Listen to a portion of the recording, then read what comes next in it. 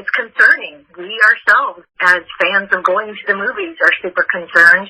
We are absolutely in conversation with our Fathom partners with a special eye for us on what's going to happen when people start to feel comfortable going back to the theaters. How can we contribute to that? How can we, coming from the classic movie world, think about programming things that maybe do a good job of bringing in families, for example. We're looking at some of that because we know while this is a really incredibly difficult time for folks, it's not going to be forever, and we want to start creating some thinking around how we can encourage folks to come back eventually. And it really was about a month ago, which is so surprising. We had obviously all been looking with concern at what was evolving in terms of the situation from a health standpoint and how that might or might not impact our festival date. And it was literally this time a month ago, basically, where it was clear that we were going to have to cancel the festival. And we didn't even really feel comfortable thinking about how to postpone it because it didn't seem like there was going to be a clear space to do that. And you can imagine what work it takes to just check availability of venues and,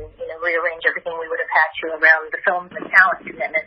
All of us were fortunately together, or a lot of the key folks were together in LA for other business. And we started the day off with an acknowledgement that we were going to need to cancel. And by the end of the day, Charlie felt confident that he could pull something together, sort of in place of the festival on our network, because we certainly wanted to still recognize that that is a special weekend that a lot of people look forward to all year long. Pass holders and, frankly, the staff look forward to it all year long. And it was in that, again, at the end of that day, we were already starting to think about what would it look like? How could we do this? Could it be special enough to really stand up to what people's expectations are for TCM relative to a festival? And, kind of handing this over to you, Charlie, within a couple of days, he had come up with something so robust beyond my wildest dream, and we all knew at that point that we had something really special. Charlie, anything to add there? First of all, it's a really good question because it is true. One of the considerations was how do you make it different than what's just on TCM? I mean, the truth is every single day, every single night is kind of a film festival in some sense because we're thematically putting programming together.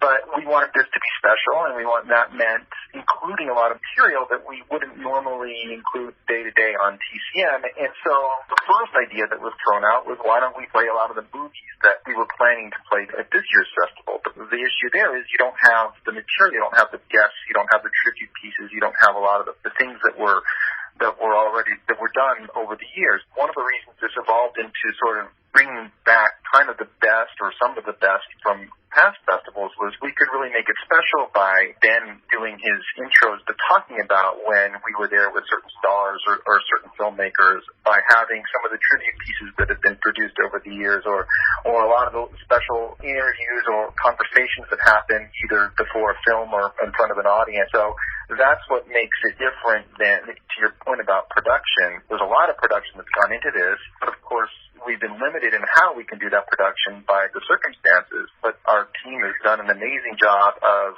working remotely, using Zoom, and also pulling together a lot of material that's been created over the years and reformatting it in a way that can be in and around the film to really make it, we hope, feel like a festival experience the best you can do virtually. And so Ben wants to talk about his experience in shooting these intros, but from what I've seen, it's all really coming together beautifully.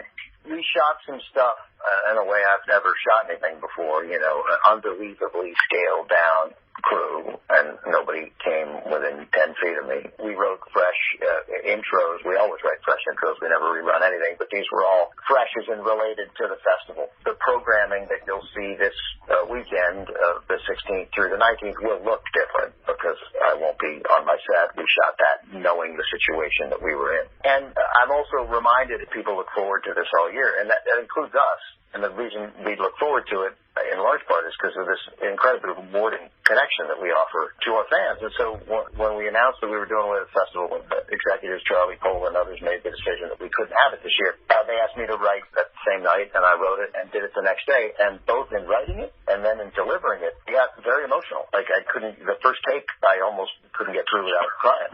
And I didn't expect that. I just thought this is important, and we wanted to let people know that there'll be a festival next year, and that TCM is, like all of us, we're going to get through this together. But it's emotional for us. It is. And what Charlie programmed, I think helped us all, certainly helped me to be able then to come up and talk about these movies and provide some new context and festival-related context to it. Plus, believe me, I'm shooting a ton of stuff right now, all the stuff that we're doing online, on social media, on YouTube, Instagram, Facebook, Twitter, to enhance the programming that we'll have this weekend. So the irony in all this is I've almost never been busier than these last couple of weeks. Part of TCM's brand identity is very much the host intros and the fans. Is there going to be a way with the online situation this year, since you have taken it totally online and at home, to engage the fans more involving introducing films like you would normally do during the festival and on TCM? Because this is a little different, you know. Yeah, sure